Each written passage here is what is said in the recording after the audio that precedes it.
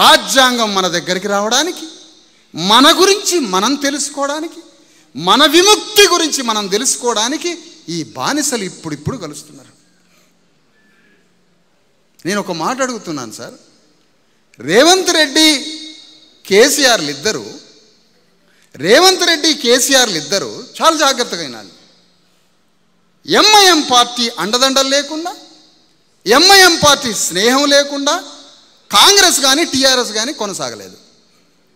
ఆయన ఉండాలి పక్కన, వీళ్ళకి మంచి బిర్యానీ పెడతాడనో తురుకోళ్ళ ఓట్లనో మనకు తెలియదు. అది మొత్తానికి వాళ్ళతో ప్రయాణం చేస్తాడు. మీకు అర్థమైందా? 2.5 కోట్ల మంది బీసీలారా, 1 కోటి మంది ఎస్సీ ఎస్టీ నా బిడ్డలారా, ప్రజలారా, మీకు అర్థమైందా సంగతి? ఈ అగ్రవర్ణ, ఈ రెడ్డి వెలమ కమ్మ రాజ్యం మన తురుకోళ్ళని బాగు చేయదు. మన తురుకోళ్ళకి గంజినీళ్ళు కూడా పోయాడు వీడు పచ్చి చీటర్ నా కొడుకులు. తురుకోళ్ళనే ఒక పార్టీ పెట్టుకుందామని పార్టీ పెట్టి 10 మంది ఎమ్మెల్యేలు అయినరా నాయన. వాడు కనిపెట్టిండు. ఏం కనిపెట్టిండు? చంద్రబాబు నాయుడు తురుకోళ్ళకి ఏం చేయడు, కాంగ్రెస్ పార్టీ ఏమీ చేయదు, కేసీఆర్ ఏమీ చేయడు. కాబట్టి తురుకోళ్ళకు ఒక పార్టీ కావాలి. మా పార్టీ పేరే ఏంటది? ఎంఐఎం, ముస్లిం ఇత్తెహాదుల్ ఏదో పార్టీ, మజ్లిస్. ఇది అంటే తురుకోళ్ళు పార్టీ పెట్టుకొని 10 మంది ఎమ్మెల్యేలై ఎవడు తెలంగాణలో రాజ్యమేళాలను డిసైడ్ చేస్తున్నాడు.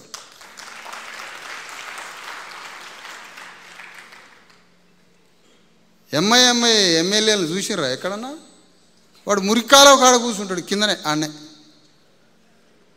మనోళ్ళు గ్రామంలో వార్డు ఏరియాలో బీసీ నాయకుడు కూడా అట్లా కూర్చోడు. నేను అట్లా కూర్చోను సార్, కాదు సార్, నేను దయచేసి ఏమనుకుంటారు? నేను గౌడ్ సాబు, నేను యాదవ్ సాబు, నేను ఏందా ఏమనుకుంటారో నాయన. అది మురికి కాలువ కాడ కూర్చుంటాడు వాడు, రాళ్ల మీద కూర్చుంటాడు, రప్పల మీద కూర్చుంటాడు. తురుక రాజ్యం కోసం, ముస్లిం రాజ్యం కోసం నా పార్టీ పేరే ముస్లిం పార్టీ అని చెప్పాడు. ఎంతటి ఆత్మగౌరవం!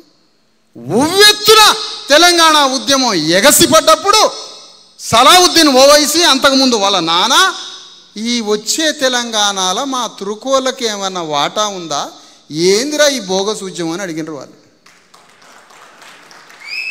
మనం ఇది ఫ్రెంచి ఉద్యమం అట, తెలంగాణ ఉద్యమం. ఇది మార్క్స్ చెప్పిన సోషలిజం అట, తెలంగాణ ఉద్యమం.